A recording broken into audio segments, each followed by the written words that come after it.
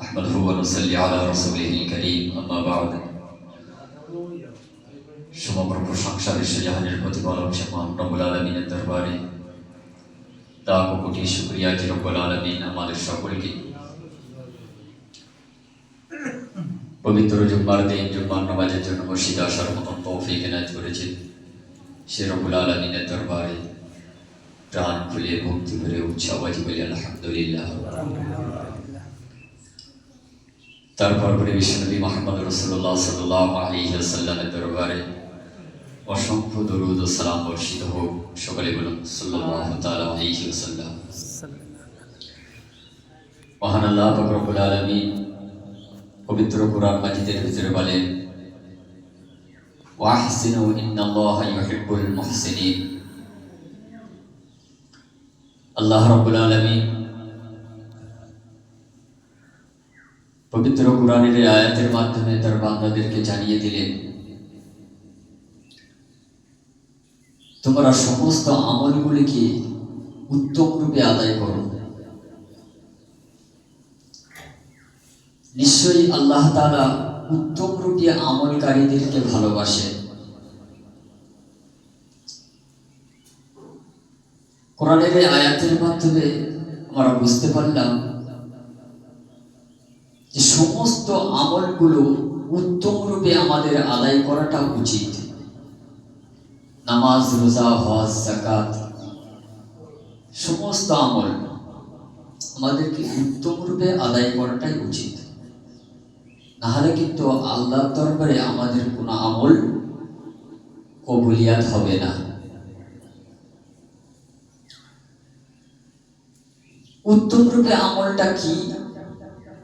আমরা একটা কোনো আমল করব, করার আগে আমাদেরকে আমলটা সঠিক হচ্ছে কিনা সেটা আমাদের বুঝতে হবে, জানতে হবে। আমরা যদি এই রমজানের রোজা রাখি, রমজানের রোজা এখন চলছে, এই রোজা আমাদের সঠিকভাবে হচ্ছে কিনা সেটাও আমাদের খেয়াল রাখতে হবে। আমাদের খেয়াল রাখতে হবে কি কি কারণে রোজা নষ্ট হয়ে যায়, কি কি কারণে আমাদের রোজা নষ্ট হয় না, কি কি কারণে রোজা নষ্ট হয়ে গেলে শুধুমাত্র সেই রোজাটা কাজা আদায় করতে হয়, কি কি কারণে রোজা নষ্ট হয়ে গেলে কাজা এবং কাফারা দুটোকেই আদায় করতে হয়। আমরা এই সম্পর্কে অনেকেই অজানা যে রোজা নষ্ট হয়ে গেলে সেটাকে যে কাজা আদায় করতে হবে, কখন রোজা নষ্ট হয়ে গেলে শুধুমাত্র কাজা আদায় করতে হবে, কাজা আদায় করাটা ওয়াজিব, কাফারা আদায় করতে হবে না। এ সম্পর্কে আমরা অনেকেই জানি না। কিতাবের ভিতরে এসেছে যে প্রথম নম্বরে যদি ইচ্ছাকৃত কেউ যদি রোজা না রাখে, ইচ্ছাকৃত কেউ যদি রোজা না রাখে, তাহলে শুধুমাত্র সেই রোজাটা কাজা আদায় করতে হবে। ইচ্ছাকৃত রোজা না রাখলে শুধুমাত্র কাজা আদায় করতে হবে, কাফারা আদায় করতে হবে না। দ্বিতীয় নম্বর, কেউ যদি রোজা রাখা অবস্থায় দিনের বেলা যদি খুব অসুস্থ হয়ে পড়ার কারণে রোজা নষ্ট করে ফেলে, তাহলে কাজা আদায় করতে হবে। রোজা রাখলো, রোজা রাখার পরে দিনের বেলা খুব অসুস্থ হয়ে পড়েছে, অসুস্থতার কারণে রোজাটা নষ্ট করে ফেললো, ভেঙে ফেললো, সেক্ষেত্রে শুধুমাত্র কাজা আদায় করতে হবে, ওয়াজিব। কাজা আদায় করাটা ওয়াজিব। রোজা অবস্থায় কেউ যদি নাকে কানে ওষুধ দেয়, সেক্ষেত্রেও রোজা নষ্ট হবে, কাজা আদায় করতে হবে। ঠিক অনুরূপ ভাবে কেউ যদি অজু করতে গিয়ে, রোজা অবস্থায় অজু করতে গিয়ে, গোসল করতে গিয়ে অসাবধানতার কারণে যদি গলার ভিতরে পানি চলে যায়, তাহলে রোজা নষ্ট হয়ে যাবে, রোজা কাজা আদায় করতে হবে। এসব কিন্তু শুধু কাজা আদায় করা, কাফারা আদায় করতে হবে না। এরপরে যে কারণে রোজা রাখলে, রোজা নষ্ট করলে কাজা এবং কাফারা দুটোকেই আদায় করতে হবে। হাদিস পাকের ভিতরে এসেছে যে রোজা রাখার অবস্থায় কেউ যদি রোজা থাকা, স্মরণ থাকার পরেও কেউ যদি ইচ্ছাকৃত পানাহার করে, আমি রোজা রাখলাম, রোজা রাখার পরে আমার স্মরণ আছে আমি রোজা রেখেছি, তারপরেও সেই ইচ্ছাকৃত পানাহার করে ফেলল, জানার পরেও পানাহার করলো, সে পানি হোক, কোনো খাদ্য হোক বা কোনো খাবার, কোনো জিনিস হোক, যদি সে ইচ্ছাকৃত খেয়ে ফেলে তাহলে কিন্তু কাজা এবং কাফারা দুটোকেই আদায় করতে হবে। রোজা রাখার পরে ইচ্ছাকৃত যদি পানাহার করে তাহলে কিন্তু কাজা এবং কাফারা দুটোকেই আদায় করতে হবে। কেন? রোজা রেখে ভেঙে ফেলল, আর রোজা রাখলো না, ইচ্ছাকৃত রোজা রাখলো না, তার জন্য শুধুমাত্র কাজা আদায় করতে হবে। কিন্তু রোজা থাকার পরে স্মরণ আছে, স্মরণ থাকার পরেও ইচ্ছাকৃত পানাহার করে ফেললো, রোজাটা ভেঙে ফেললো, সেক্ষেত্রে কাজা এবং কাফারা দুটোই আদায় করতে হবে। দ্বিতীয় নম্বর, কেউ যদি রোজা রাখার পরেও, স্মরণ থাকার পরেও ইচ্ছাকৃত যদি স্বামী স্ত্রী সহবাস করে দিনের বেলা, রোজা রাখার পরেও রোজা স্মরণ আছে যে আমি রোজা রেখেছি, তারপরেও দিনের বেলা কেউ যদি স্বামী স্ত্রী সহবাস করে তাহলে কিন্তু কাজা এবং কাফারা দুটোকেই আদায় করতে হবে। এবং শুধুমাত্র স্বামী আদায় করবে তা নয়, স্ত্রীকেও কাফারা, কাজা এবং কাফারা দুটোই আদায় করতে হবে, দুজনকেই। তাহলে ইচ্ছাকৃত রোজা রাখলো না, তার জন্য শুধুমাত্র কাজা আদায় করা, আর রোজা রাখার পরে ইচ্ছাকৃত খেয়ে ফেললো, রোজাটা ভেঙে ফেললো, তার জন্য কাজা কাফারা দুটোই আদায় করতে হবে। এইবার কাফারা আমরা কেমন ভাবে আদায় করব? কাফারাটা কিভাবে আদায় করব? আমরা অনেক রকম বিধান জানি, অনেক রকম, বিভিন্ন মানুষ বিভিন্ন রকম বিধান জানে।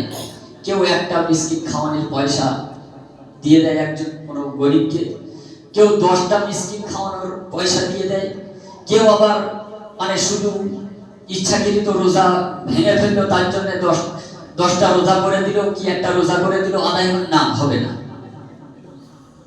হাদিস পাকের ভিতরে এসেছে, প্রিয় নবী সাল্লাল্লাহু তাআলা আলাইহি ওয়াসাল্লাম, হযরত আবু হুরায়রা থেকে বর্ণিত, রাসূল পাক সাল্লাল্লাহু তাআলা আলাইহি ওয়াসাল্লামের দরবারে একসময় একজন মানুষ এসে বলছে, ইয়া রাসূলুল্লাহ, ইয়া হাবিবাল্লাহ, হুজুর, হুজুর আমার সর্বনাশ হয়ে গেছে। কি হয়েছে? না, আমি রোজা রাখার পরে আমি ইচ্ছাকৃত আমি স্ত্রীর সহবাস করে ফেলেছি। ইয়া রাসূলুল্লাহ, আমার কি হবে? আমি তো বরবাদ হয়ে গেলাম। আল্লাহ রাসূল বলল, তাতে কি হয়েছে? তুমি এর বিনিময়ে কি আদায় করতে পারবে, কি করতে পারবে? ইয়া রাসূলুল্লাহ, আমি কিছুই করতে পারবো না। আল্লাহ রাসূল বললেন, তোমার জন্য 3টে উপায় আছে। 3টে উপায় কি কি? প্রথম নম্বরে আল্লাহ রাসূল বললেন, তুমি কি একজন গোলামকে আজাদ করতে পারবে? ইচ্ছাকৃত যে রোজাটা ভেঙে ফেললে, স্ত্রী সহবাস করে ফেললে রোজা রাখা অবস্থায় একটা গোলামকে আজাদ করতে পারবে? কার জন্য? এমন একজন সাহাবী বলছে, সেই সাহাবীটা খুবই গরীব, তার কোনো ক্ষমতা নেই। আল্লাহ রাসূল বললেন যে তুমি কি একজন গোলামকে আজাদ করতে পারবে? লোকটি বলল, না, আমার দ্বারাই অসম্ভব, পারবো না। দ্বিতীয় নম্বর আল্লাহ রাসূল বললেন, তুমি কি ধারাবাহিকভাবে 60টি রোজা রাখতে পারবে? লোকটি বলল, না, আমি 1 মাস রোজা রাখার আমার ক্ষমতা নেই, আমি 2 মাস কিভাবে রোজা রাখবো? তাহলে কাফারাটা কেমন বুঝতে পারছেন? ইচ্ছাকৃত রোজা রাখার পরেও ভেঙে ফেললে তার কাফারা হলো, একটা রোজা ভাঙলে 60টা রোজা রাখতে হবে, তবে কাফারা আদায় হবে। তাও যদি না পারো, প্রথম নম্বরে আল্লাহ রাসূল বললেন, একটা গোলামকে আজাদ করে দাও। তাহলে গোলাম আমরা কোথায় পাবো? এই সময়টায় আমরা গোলাম দেখতে পাবো, গোলাম আজাদ করার মতো লোক আছে? নেই। তাহলে ধারাবাহিকভাবে 60টি রোজা রাখতে হবে, 2 মাস রোজা রাখতে হবে, একটা রোজা ভাঙলে ইচ্ছাকৃত। দ্বিতীয় নম্বরে আল্লাহ রাসূল বললেন, সেটাও যদি তুমি না পারো তাহলে 60টি মিসকিন খাওয়াতে হবে। 60টি মিসকিন খাওয়াতে হবে। একটা রোজা যদি ইচ্ছাকৃত ভেঙে ফেলে 60টি মিসকিন খাওয়াতে হবে। এই একটা দুটো মিসকিনের পয়সা আদায় করে দিলে রোজা হবে না, কাফারা আদায় হবে না। 60টি মিসকিন তোমাকে খাওয়াতে হবে। লোকটি বলল, ইয়া রাসূলুল্লাহ, সেটাও আমার দ্বারাই অসম্ভব, আমি পারবো না। আল্লাহ রাসূল তখন কি করলেন? কিছুক্ষণ পরে আল্লাহ রাসূলের দরবারে এক ঝুড়ি খেজুর দান আসলো। এক ঝুড়ি খেজুর দান আসলো। আল্লাহ রাসূল সেই খেজুরের ঝুড়িটা নিয়ে সেই লোকটির হাতে তুলে দিয়ে বললেন, যাও, এটা তুমি মানুষের মাঝখানে, গরিবদের মাঝখানে বন্টন করে দাও কাফারা স্বরূপ।